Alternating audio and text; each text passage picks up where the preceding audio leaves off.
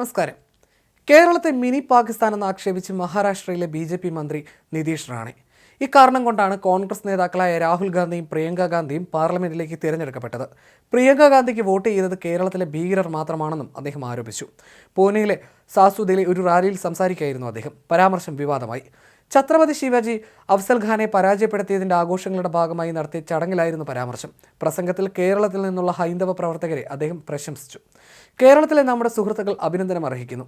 12000 ഹിന്ദു പെൺകുട്ടികളെയാണ് അവർ രക്ഷിച്ചത്.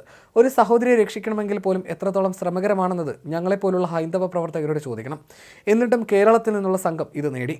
കേരളം ഒരു മിനി പാകിസ്ഥാനാണ്. അതുകൊണ്ടാണ് രാഹുൽ ഗാന്ധിയും സഹോദരി പ്രിയങ്കയും അവിടെ നിന്ന് ജയിച്ചത്. അവർക്ക് വോട്ട് ചെയ്തവരെല്ലാം ഭീകരരാണ്.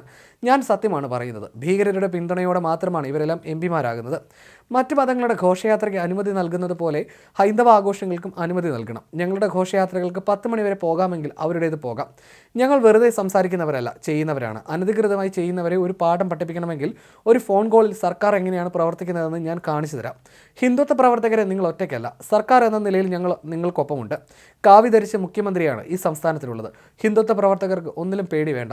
ഹിന്ദുക്കൾക്കെതിരെയോ മതത്തിനെതിരെയോ ആരെങ്കിലും പ്രവർത്തിച്ചാൽ ഞങ്ങൾ വെറുതെ വിടില്ലെന്നും റാണി പറഞ്ഞു.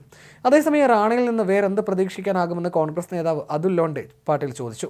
ഈ രാജ്യത്തെ ഒരു സംസ്ഥാനത്തെ ഒരാൾ പാകിസ്ഥാൻ എന്ന് വിളിക്കുമ്പോൾ അങ്ങനെ ഒരാൾ എങ്ങനെ ക്യാബിനറ്റ് മന്ത്രിയായി തുടരുമെന്നതാണ് പ്രധാനമന്ത്രി മോദിയോടും ദേവേന്ദ്ര ഫട്നാവിസിനോടും എനിക്ക് ചോദിക്കാനുള്ളത്. നമ്മൾ ഐക്യത്തിൻ്റെ പ്രതിജ്ഞ ചൊല്ലുന്നവരാണ്. ദേശസ്നേഹത്തെക്കുറിച്ച് പ്രസംഗിക്കുന്നവരുടെ മന്ത്രിസഭയിൽ ഇങ്ങനെ ഒരാളിൽ നിന്ന് ഇരുവരും ഉറപ്പുവരുത്തുമെന്ന് കരുതുന്നുവെന്നും അദ്ദേഹം പറഞ്ഞു.